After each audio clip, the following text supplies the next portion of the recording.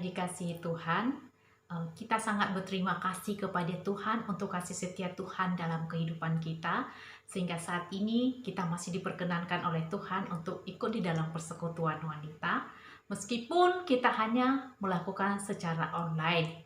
Sebelum kita membaca dan merenungkan firman Tuhan, kita berdoa terlebih dahulu.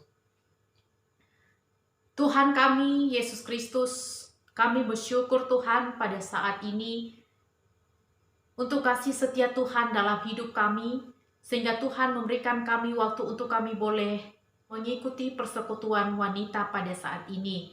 Kami akan mendengarkan firman Tuhan, kiranya Tuhan menolong kami, agar firman Tuhan ini terus menguatkan iman kami kepadamu Tuhan. Di dalam nama Tuhan Yesus kami sudah berdoa. Amin. Ibu-ibu yang dikasihi Tuhan, pada saat ini saya mengajak kita membaca satu bagian firman Tuhan yang terambil di dalam Yakobus pasal 4 ayat 1 sampai dengan ayat yang kedua. Saya membacakan bagi kita demikian firman Tuhan. Dari manakah datangnya sengketa dan pertengkaran di antara kamu?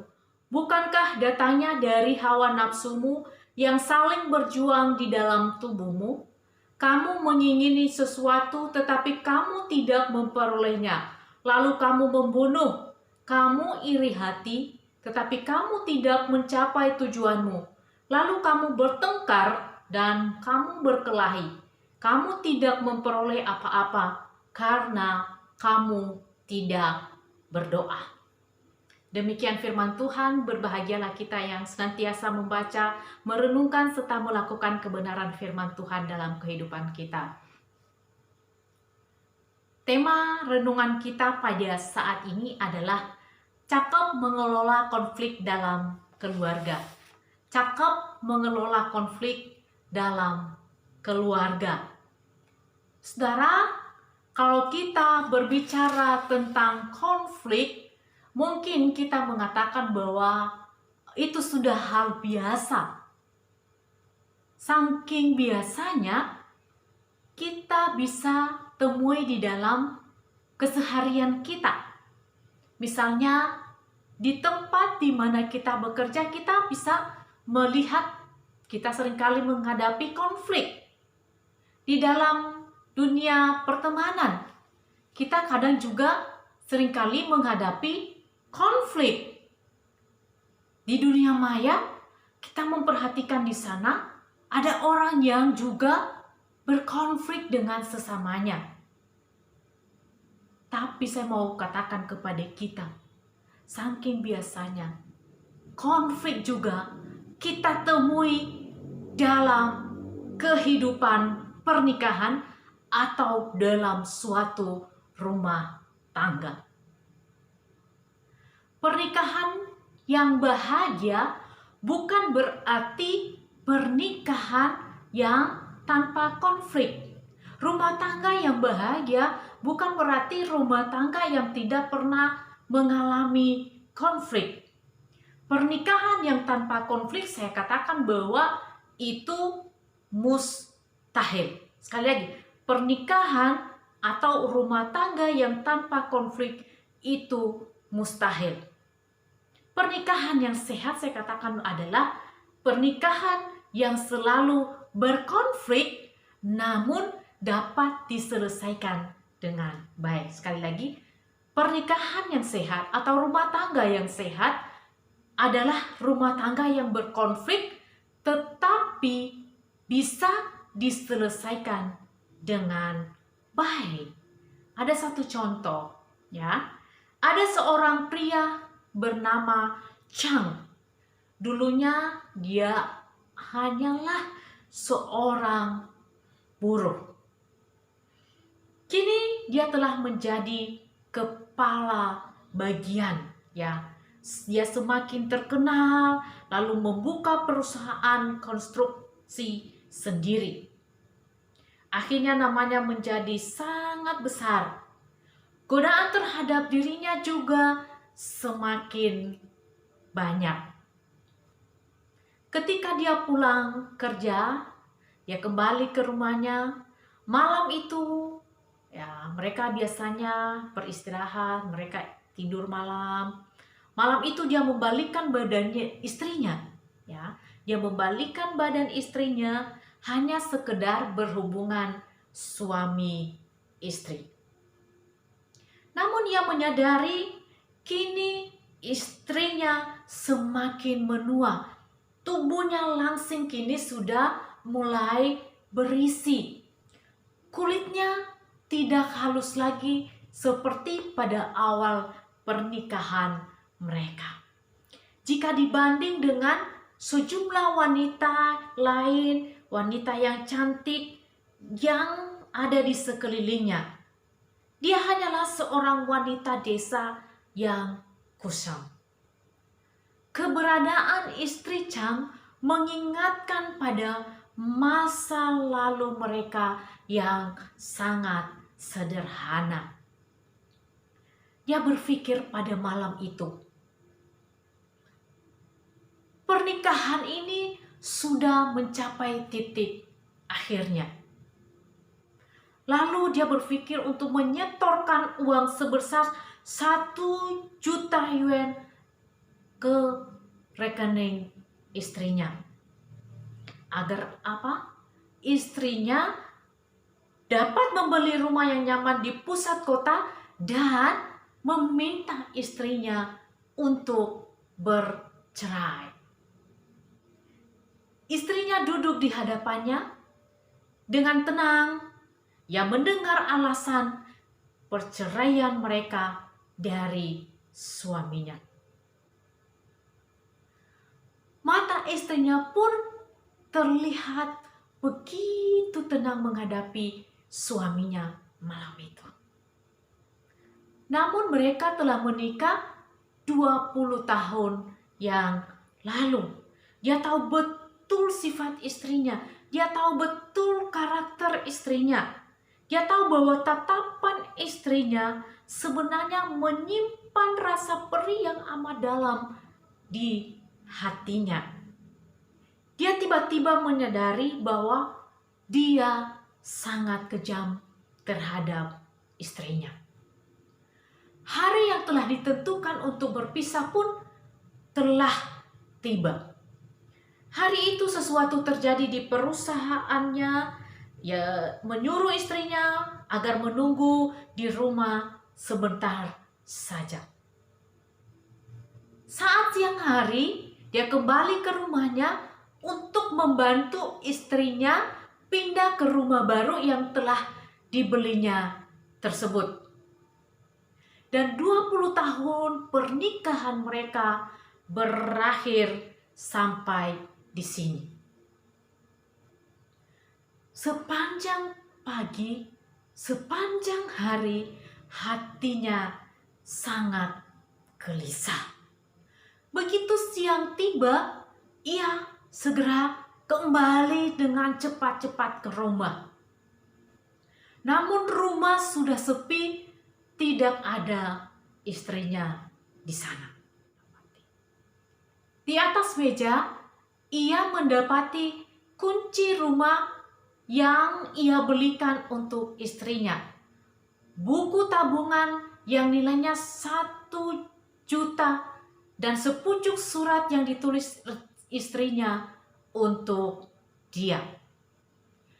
Ini adalah surat yang pertama yang ditulis oleh istrinya kepadanya. Bunyinya kira-kira demikian. Aku sudah pergi kembali ke rumah orang tuaku di kampungku. Semua selimut sudah aku cuci dan sudah dijemur. Aku menaruhnya di rak sebelah kiri. Saat musim dingin tiba, jangan lupa untuk mengeluarkannya. Semua sepatu kulit sudah kusemer. Jika sepatumu robek, kamu bisa pergi ke toko Source sepatu. Kamu bisa pergi ke toko Source sepatu dekat rumah. Kemeja di lemari bagian atas. kaos kaki dan tali pinggang di laci bawah. Saat beli beras, ingat beli merek Cincang. Pergilah ke supermarket. Di sana tidak ada merek yang palsu. Xiaoxin setiap minggu akan datang untuk bersih-bersih rumah. Jangan lupa berikan gaji dia setiap akhir bulan. Setelah kau pergi, jangan lupa untuk minum obat. Lambungmu kurang sehat. Saya sudah menyuruh orang membelikan obat lambung dari Hong Kong dan itu cukup untuk setengah tahun. Dan jangan lupa untuk selalu membawa kunci saat kamu keluar rumah. Aku sudah menitipkannya pada resepsionis. Jika kamu lupa, ambillah di sana. Saat pagi, jangan lupa tutup jendela sebelum kamu keluar rumah. Air hujan yang masuk akan membasahi lantai dan itu sangat merepotkan. Aku sudah membuat pangsit untuk kamu, kesukaan kamu. Saat kau pulang, masaklah itu dan makanlah. Nah, saudara, itulah isi surat dari istri Chang. Setiap huruf yang ditulis oleh istrinya memang tidak begitu rapi. Namun setiap kata-kata dalam surat itu bagaikan peluru yang menusuk ke dada secara bertubi-tubi. Lalu pada saat itu, Chang perlahan menuju dapur, memasak pangsit yang sudah disiapkan oleh istrinya. Tiba-tiba dia berpikir akan 20 tahun yang lalu, di mana dia berdiri di antara tumpuan tiang dan menjadi buruh semen. Tidak jauh dari tumpukan tiang tersebut ada suara yang berteriak memanggil namanya sambil membawakan pangsit untuknya. Chang, Chang, ini pangsit kesukaan kamu. Makanlah, ayo makanlah. Dan itu mengingatkannya akan suara yang membawakan itu adalah suara istrinya. Mengingatkannya akan rasa puas setelah makan pangsit mie tersebut. Seakan baru saja dia melewati sebuah pesta. Mengingatkannya akan masa di mana dia itu pernah bersumpah. Dia pernah berjanji, aku akan membuat wanitaku bahagia. Jam akhirnya, dia berbalik menuruni tangga dan segera masuk ke mobil. Setengah jam kemudian ia sampai ke stasiun kereta dan mendapatkan istrinya hendak masuk kereta menuju kampungnya. Dengan nada yang tinggi ia berkata, "Kamu mau kemana? Aku begitu lelah kerja setengah hari ini dan tidak ada nasi di rumah. Istri macam apa kamu? Keterlaluan. Cepat ikut aku pulang." Dia terlihat sangat galak dan kasar. Kompensasi dari penyesalannya. Istrinya pun dengan mata yang basah mengikutinya dari belakang dan ikut pulang ke rumah. Perlahan-lahan air mata istrinya menjadi bunga mekar. Istrinya tidak pernah tahu suaminya yang berjalan di depannya pun juga sedang dalam keadaan menangis. Saat perjalanan dari rumah menuju stasiun kereta, Chang sangat ketakutan. Takut juga tidak menemukan istrinya.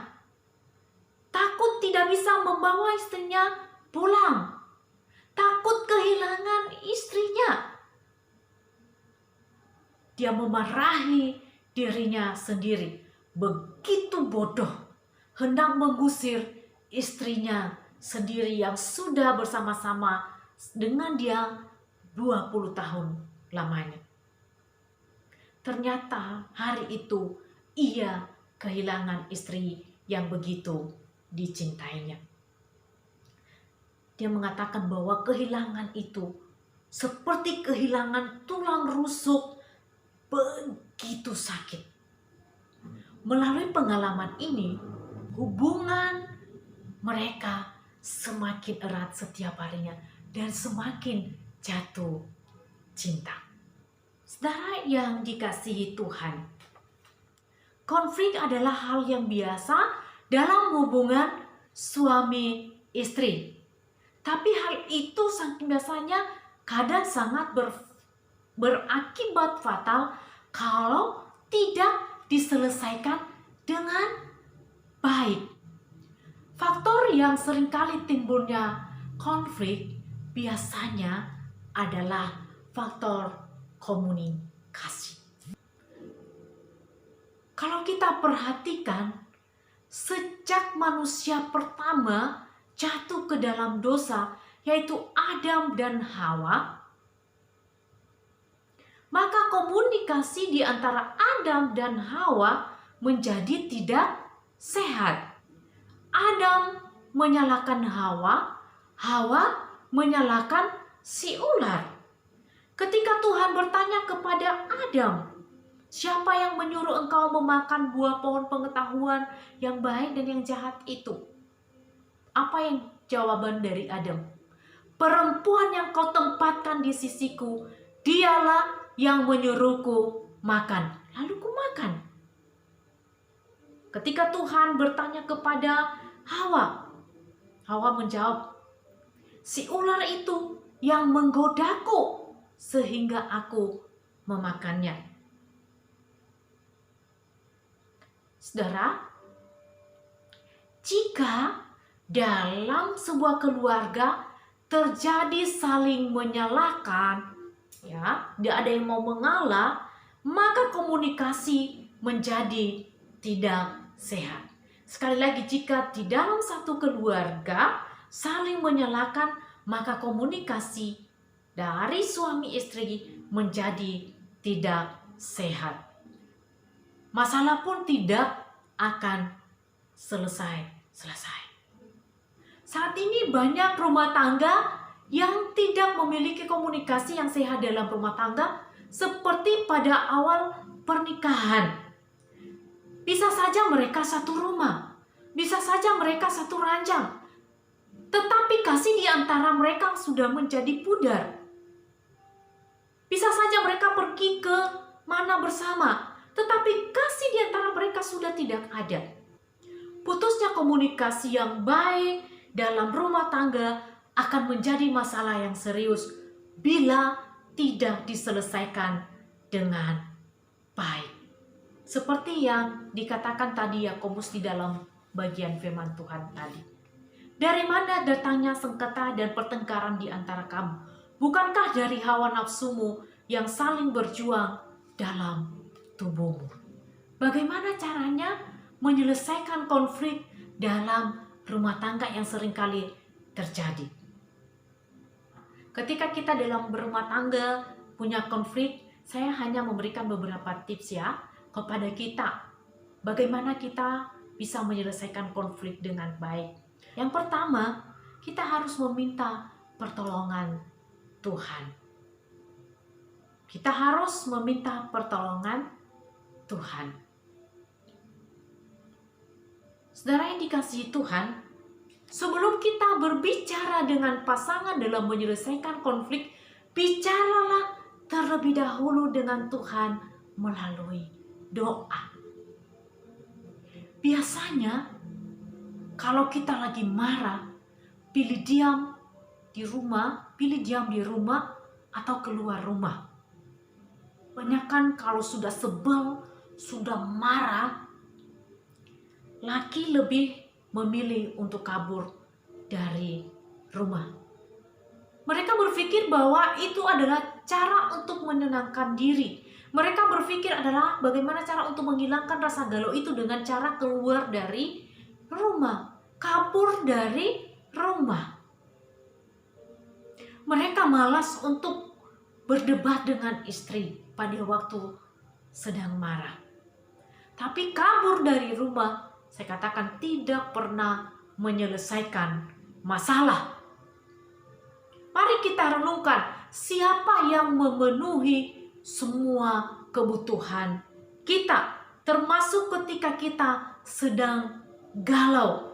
Siapa yang sanggup memenuhi kebutuhan kita? Pasangan kita kah? Tidak. Hanya Tuhan yang memenuhi segala kebutuhan kita. Nah, ketika kita menghadapi konflik dalam rumah tangga kita, kenapa kita tidak berdoa kepada Tuhan?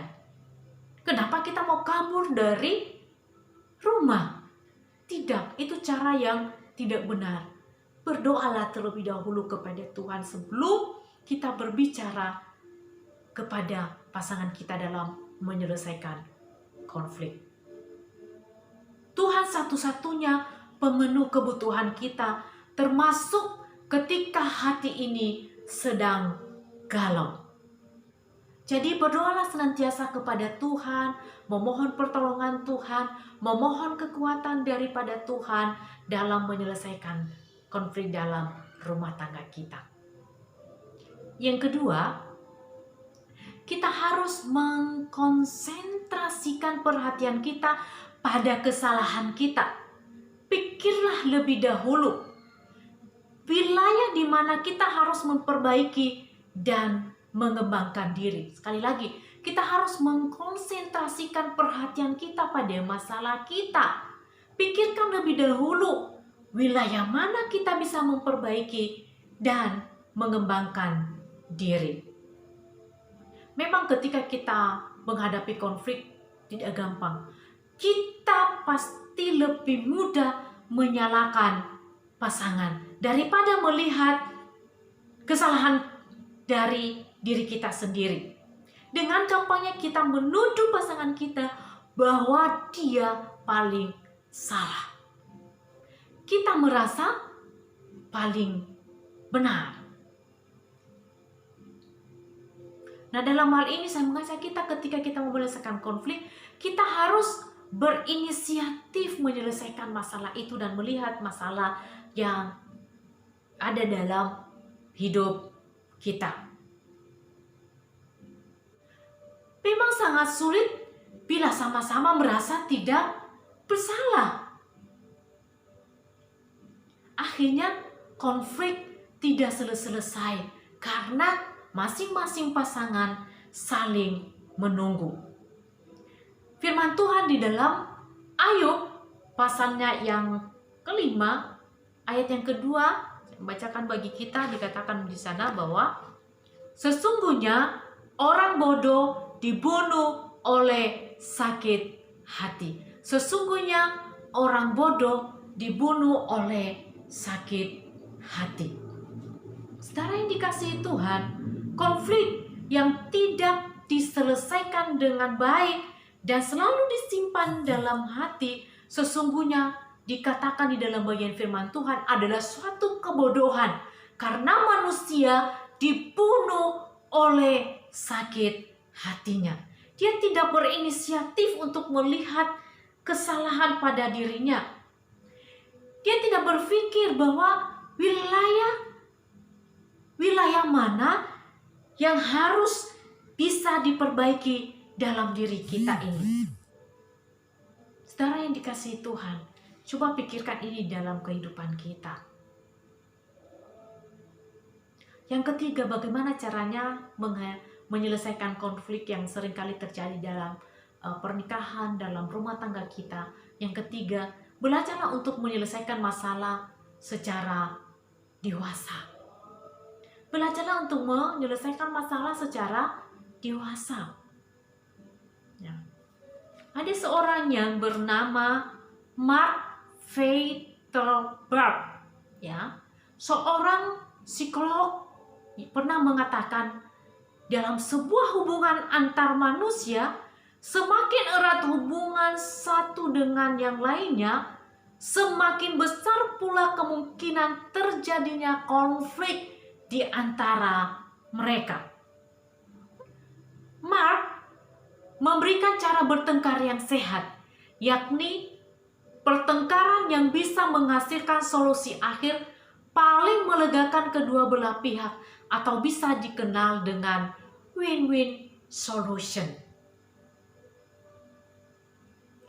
Hendaknya kedua belah pihak memaparkan semua masalah, kemudian berusaha menegosiasikannya keinginan masing-masing.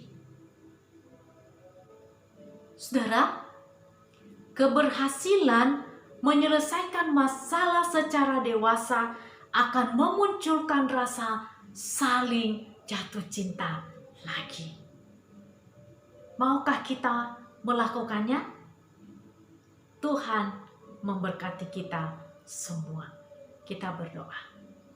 Tuhan, tolonglah kami supaya kami dimampukan oleh Tuhan di dalam keterbatasan kami ketika kami menghadapi konflik dalam rumah tangga kami. Mampukan kami untuk berdoa terlebih dahulu kepada Tuhan dan menyelesaikan bersama Tuhan. Dan kami rindu kehidupan rumah tangga kami menjadi kehidupan rumah tangga yang berbahagia di mata Tuhan. Meskipun kami sering menghadapi konflik, tetapi tolong kami untuk bisa menyelesaikannya dengan baik ya Tuhan. Terima kasih, pimpin dan berkati keluarga kami masing-masing ya Tuhan. Pasangan kami diberkati oleh Tuhan, anak-anak kami diberkati oleh Tuhan, keturunan kami diberkati oleh Tuhan. Terima kasih Bapa. Di dalam nama Tuhan Yesus kami sudah berdoa. Amin. Selamat sore, Tuhan Yesus memberkati.